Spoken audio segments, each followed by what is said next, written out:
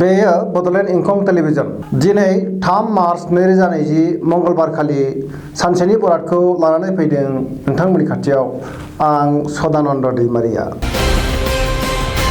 सिगां आं फरायथिनो लादों मेष राशि। दिनैनि साना जोबोर मोजां। गोसोनि साननाया जाफुंगोन। समाजाव मान सन्मान मोनगोन। गोसोखौ गोजोननाय मोनगोन। गोसोनि बोलोआ बांगोन। रांखावरियाव मोजां। फालांगियावबो मोजां होनजायो। सेंग्रा सिख्लाफोरनि थाखाय दिनैनि साना जोबोर मोजां। मावनो लानाय खामानिखौ थि समाव मावफुंनो हागोन। गुबुननि गोसोखौ बोनो हागोन। धोरोम फुजिनायाव गोसो दुंगोन। देहाया बारा मोजां थानाय नङा। जानाय लोंनायाव सांग्रां जानाया गाहाम। वृष राशि। दिनैनि साना जोबोर मोजां। गोसोनि साननाया जाफुंगोन। गोदान थांखिजों गोदान खामानि मावनो हागोन। समाजाव मान सन्मान मोनगोन। गुबुनजों बाख्नायजागोन। लोगोफोरजों अनजागोन। सेंग्रा सिख्लाफोरा गावबा गावनि साननायखौ फोरमायलायनो हागोन। रांखावरियाव जोबोर मोजां। फालांगियावबो मोजां मुलाम्फा मोननो हागोन। देहाया मोजाङैनो थागोन। खायमा गाबनि सि गानोब्ला दिनै जोबोर मोजां। मिथुन राशि। दिनैनि साना मोजां गाज्रिनि गेजेरजों बाबेनलांगोन। सोरनिफ्रायबा बान्था मोननो हागौ। गोसोखौ गोजोननाय मोनगोन। सोरबाया नोंखौ गोसो थोखोमागोन। रांखावरियाव मोजां। फालांगियावबो मोजां। समाजाव मान मोनगोन। देहाया बारा मोजां थानाय नङा। जानाय लोंनायाव सांग्रां जानाया गाहाम। गुबुनजों मोजां सोमोन्दो लाखिनो हागोन। न'खराव अनलायनाय फैगोन। कर्कट राशि। दिनैनि साना मोजां गाज्रिनि गेजेरजों बाबेनलांगोन। गोसोआव गुलाय गुजाय साननाय फैगोन। गोसोनि साननाया जाफुंनाय नङा। टेनसना बांगोन। देहाया मोजाङै थानाय नङा। जानाय लोंनायाव सांग्रां जानाया गाहाम। रांखावरियाव मोजां। फालांगियावबो मोजां। गुबुननि बोसोनजों खामानि दामाव। गावनि साननाय बादियै मावोब्ला मुलाम्फा बांगोन। न'खराव अनलायनाय फैगोन। बहाबा थाङोब्ला बेले बेजेयाव गोग्लैनांनो हागौ। सिंह राशि। दिनैनि साना मोजां गाज्रिनि गेजेरजों बाबेनलांगोन। गोसोनि साननाया जाफुंगोन। समाजाव मान सन्मान मोनगोन। गोसोखौ गोजोननाय मोनगोन। मावनो लानाय खामानिखौ मावफुंनो हागोन। गोसोनि साननायखौ गुबुननो फोरमायनो हागोन। रांखावरियाव मोजां। फालांगियावबो जोबोर मोजां। मावख'आव बाङाय बुंनाया मोजां। बांद्राय बुङोब्ला मानहानि जानो हागौ। देहाया बारा मोजां थानाय नङा। उल्था आथोननि फारसे गोसो दुंगोन। कन्या राशि। दिनैनि साना जोबोर मोजां। गोसोआव गोजोननाय मोनगोन। साननाया जाफुंगोन।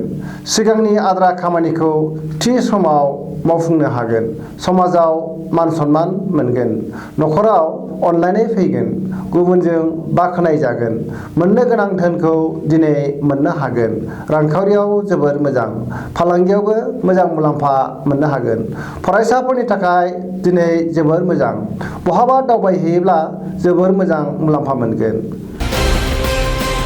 तुला राशि। दिनैनि साना बारा मोजां नङा। गोसोआव गुलाय गुजाय साननाय फैगोन। गोसोनि साननाया जाफुंनाय नङा। सोरबा लोगोआ थगायनो नाजागोन। टेनसना बांगोन। रांखावरियाव मोजां नङा। आयनिख्रुइ खरसाया बांसिन जागोन।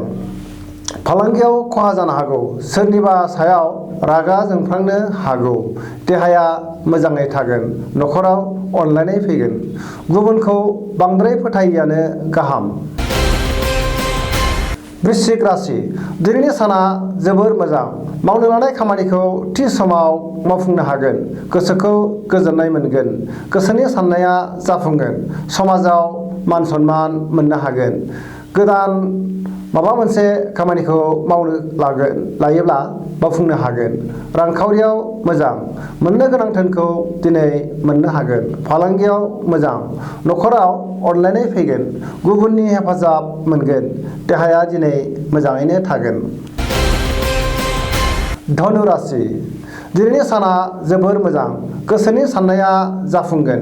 गोसोखौ गोजोननाय मोनगोन, समाजाव मान मोनगोन, गुबुननि हेफाजाब मोननो हागोन, गुबुनजों बाख्नाय जागोन, गोबां खामानि मावनो गोसो जागोन, गोबां सुबुंजों दिनै लोगो मोनलायनो हागौ, रांखावरियाव मोजां, फालांगियावबो मोजां, मोननो गोनां धोनखौ दिनै मोनगोन, सेंग्रा सिख्लाफोरा मोजां खौरां मोननो हागौ।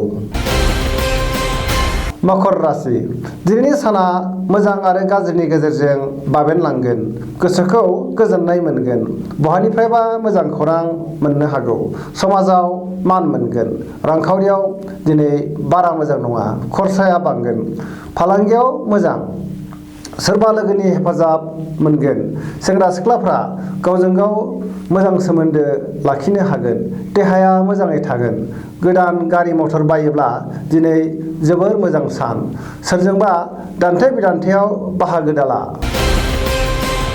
कुम्भ राशि दिनैनि साना जोबोर मोजां, गोसोखौ गोजोननाय मोनगोन, मावनो गोनां खामानिखौ थि समाव मावफुंनो हागोन, समाजाव दिनै मान सनमान मोनगोन, रांखावरियाव जोबोर मोजां, अदेबानि खरसायाबो बांगोन, फालांगियाव मोजां मुलाम्फा मोननो हागोन, बहानिफ्रायबा मोजां खौरां फैगोन, देहाया मोजाङै थागोन, बिमा बिफानि अननाय मोनगोन, समाजाव मान मोनगोन, न'खराव अनलायनाय फैगोन, गुबुनजों बाख्नाय जानो हागौ, गोदान गारि मटर बायोब्ला दिनै मोजां सान। मीन राशि दिनैनि साना मोजां आरो गाज्रिनि गेजेरजों बाबेनलांगोन, गुबुनजों माबा बुंफ्लांनानै रागा जोंजागोन, न'खराव अनलायनाय फैगोन, गोब्राब खामानियाव मुखुब थानांगोन, रांखावरियाव मोजां, फालांगियाव बारा मोजां नङा, उल्था आथोननि सोरजोंबा गोसो थोजागोन, मावख'आव मानहानि जानो हागौ, देहाया मोजां थानाय नङा, जानाय लोंनायाव सांग्रां जानाया गाहाम, फरायसाफोरनि थाखाय बारा मोजां नङा, सेंग्रा सिख्लाफोरनि थाखाय मोजां, लोगोफोरजों रंजा खुसियै थानो हागोन। दिनैनि राशि फरायथिनाया एसेनोसै। जोबनायाव आं बेखौनो खावलायनो लुबैयो जाहाथे नोंथांमोना सानफ्रोमबो फुङाव जोंनि बे बड'लेण्ड इंखं टेलिभिजनखौ नायो, लोगोसे गावबा गावनि सानसेनि बरादखौ मोनथिनानै लायो। एसेनोसै, गोजोन्थों।